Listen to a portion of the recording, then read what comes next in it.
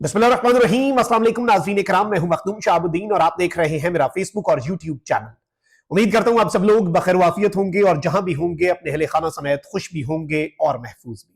नाज़रीन इकराम, आज 24 फरवरी 2025 सोमवार का दिन धमाका खेज आगाज हो चुका है और एक जानिब तो इस्लामाबाद से एक बहुत बड़ा इस्तीफा, जो कि पाकिस्तान के अंदर जो एक जुडिशल स्ट्रगल और जुडिशल प्रेशर बढ़ता जा रहा है, उस सिलसिले की एक अहम तरीन कड़ी के तौर पर देखा जा रहा है। और सुप्रीम कोर्ट को, इस्लामाबाद हाई कोर्ट को, तमाम तर हाई कोर्ट्स को और पाकिस्तान की जुडिशरी को फतह करने का जो मंसूबा था, उस मंसूबे को आज एक बहुत बड़ा धचका पहुंचा है।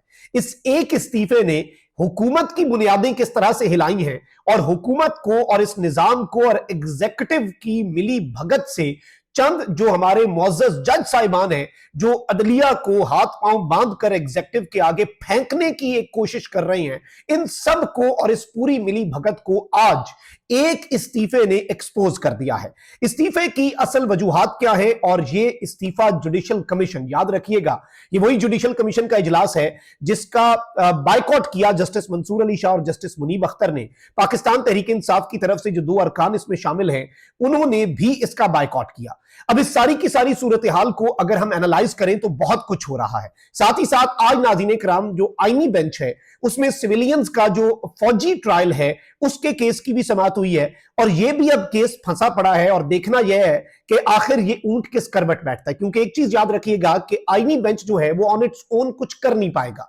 आईनी बेंच वही करेगा जो निजाम को सूट करता होगा। अब निजाम जो है वो अगर सिविलियंस का फौजी अदालतों में ट्रायल इंटरनेशनल प्रेशर की वजह से कलदम चाहता है तो ही आईनी बेंच जो है उस जानिब कदम उठाएगा, वरना आईनी बेंच ये साबित करेगा हर इंस्टेंस पे कि आईनी बेंच क्यों बनाया गया। अब मैं इस्तीफे वाली खबर पर आने से पहले आईनी बेंच की डेवलपमेंट्स जो है वो आपके सामने रख देता हूं।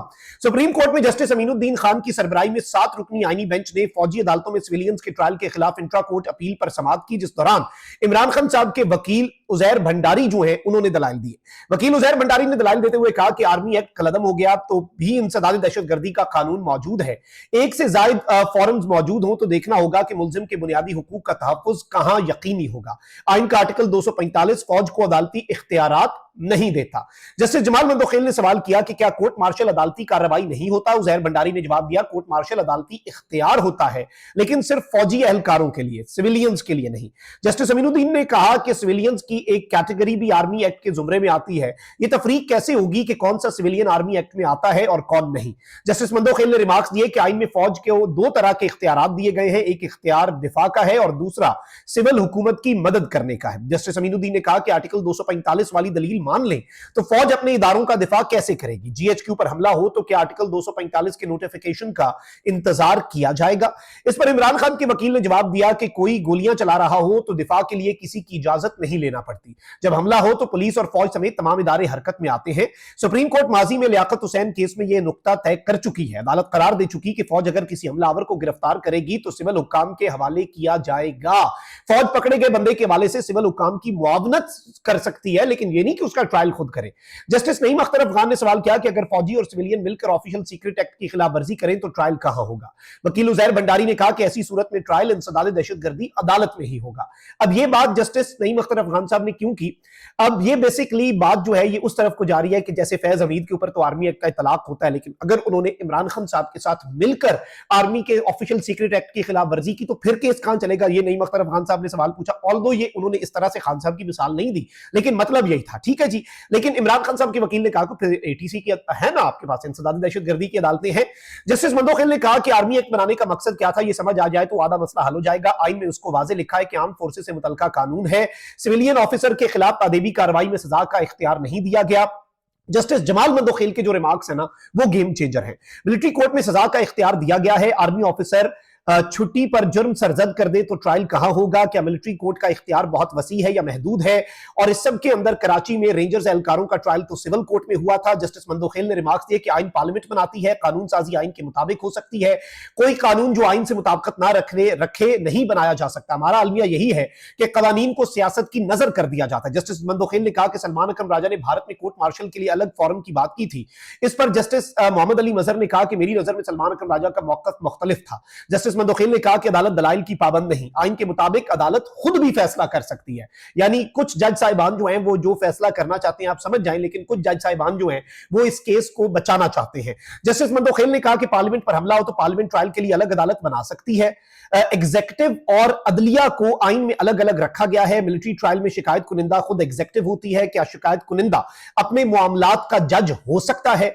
अब इस सब के अंदर नाज़रीन इकराम ये सारी चीजें तो हुई और ये केस जो है इसकी समाअत कल तक मुलतवी हो गई, लेकिन आज बड़ी अहम तरीन डेवलपमेंट्स हुई है कि क्या पार्लियामेंट में अगर हमला हो जाए पार्लियामेंट खुद ट्रायल कर लेगा? नहीं होगा ऐसे। तो वही बात है, तो फौज ऐसे कैसे कर सकती है? जस्टिस जमाल मंदोखेल के रिमार्क्स गेम चेंजर हैं।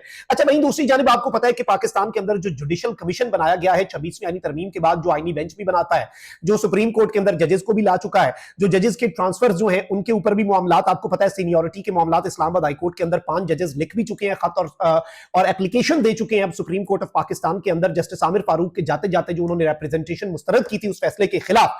अब नाज़रीन इकराम याद रखिएगा कि जो इस वक्त जुडिशल कमीशन के अंदर पाकिस्तान बार काउंसिल के नुमाइंदे हैं वो इंडिपेंडेंट ग्रुप से ताल्लुक रखते हैं। इंडिपेंडेंट ग्रुप जो है वो प्रो गवर्नमेंट है और इंडिपेंडेंट ग्रुप के जो मेंबर हैं उन्होंने नाज़रीन इकराम दे दिया है इस्तीफा। और ये जो इस्तीफा है ये एक गेम चेंजर इस्तीफा क्यों है? क्योंकि इस इस्तीफे से इस हुकूमत के तमाम तर नफेरियस डिजाइन जो है उनकी कली खुली है। पाकिस्तान बार से ताल्लुक रखने वाले जुडिशल कमीशन के अहम रुकन मुस्ताफी हो गए हैं। अख्तर हुसैन एडवोकेट ने अपना इस्तीफा चेयरमैन जुडिशल कमीशन को भिजवा दिया है और पाकिस्तान बार काउंसिल ने इन्होंने ये कहा कि मुझे 3 मरतबा मुत्तफिका तौर पर मुंतखब किया, आला अदलिया में हालिया तैनातियों के मामले पर मैं मजीद फराइज सर अंजाम नहीं दे सकता। मेंबर जुडिशल कमीशन अपने ओहदे से मैं मुस्ताफी हो रहा हूं, यकीन दिलाता हूं कि अदलिया की आजादी के लिए अपनी जिद्दोजहद जारी रखूंगा। अब नाज़रीन इकराम ये 2 साल के लिए इनकी नॉमिनेशन हुई थी और ये जुडिशल कमीशन के मेंबर थे। इनका टेन्योर खत्म होना था जुलाई 2025 में एंड ऑब्वियसली इन्होंने कुछ पिछले इजलास के अंदर पोजीशंस ली। ऑल्दो याद रखिएगा कि जो ये अख्तर हुसैन साहब हैं इन्होंने कॉन्स्टिट्यूशनल बेंच को भी सपोर्ट किया, बाकी तमाम तर चीजें की, लेकिन यूं लग रहा था अब इनके पिछले जो जुडिशल कमीशन का इजलास है जिसमें जस्टिस मंसूर अली शाह, जस्टिस मुनीब ने एहतजाजन वॉकआउट भी किया, बायकॉट किया, पीटीआई ने भी बायकॉट किया, तो उसमें इनके जो स्टैंड है उससे लग रहा था कि इन्होंने रियलाइजेशन कर ली है कि ये तो जुडिशरी को बहुत ही ज्यादा काम खराब हो रहा है। मतलब अपने ओहदों के लिए और इंडिपेंडेंट ग्रुप की हुकूमत के साथ मिली भगत या इंडिपेंडेंट ग्रुप की हुकूमत के साथ प्यार की पिंगों की वजह से मैं अपना करियर जो है और जुडिशल इंडिपेंडेंस जो है उसे कॉम्प्रोमाइज कर रहा हूं।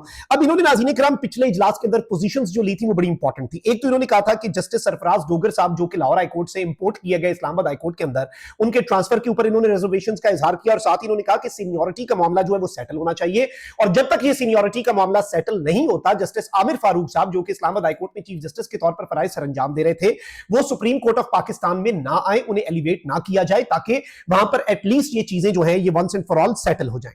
अब नाज़रीन इकराम ये एंटी गवर्नमेंट गए ऑब्वियसली और इस सब के अंदर मामलात जो है जस्टिस आमिर फारूक की सुप्रीम कोर्ट एलिवेशन जो है वो मैच फंस गया। अब इस सब के अंदर जस्टिस जमाल मंदोखेल और अख्तर हुसैन साहब जो है इन्होंने मुखालफत की, लेकिन जो ऑब्वियसली आमिर फारूक साहब है वो 7-6 से, बड़ा टफ मैच था लेकिन 7-6 से सुप्रीम कोर्ट एलिवेट हो गए।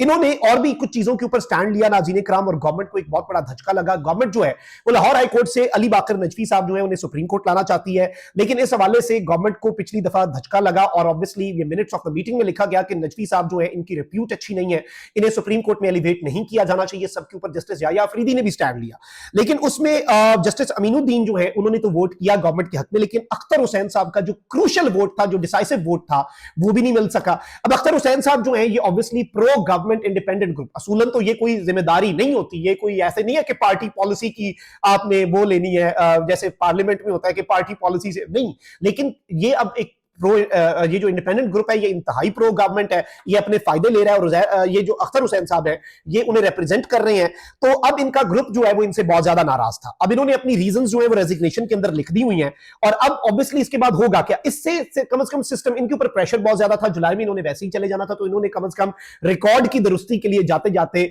बहुत कुछ जो है वो वाजे कर दिया। अब होना यह है नाज़रीन इकराम की जुडिशल कमीशन के अंदर इन्होंने नया मेंबर ले आना है, हो सकता है एहसन भून साहब खुद ही आ जाए ताकि पक्का काम हो जाए और जैसे कहते हैं ना कि लोहे पे लीक लग जाए और वो वाला काम हो जाए। लेकिन यहां पर एहसन भून साहब अगर खुद मेंबर बन जाते तो गवर्नमेंट जो है वो सक्सीड हो जाएगी नजफी साहब को भी लाने में और बाकी सारे अपने काम भी करने में।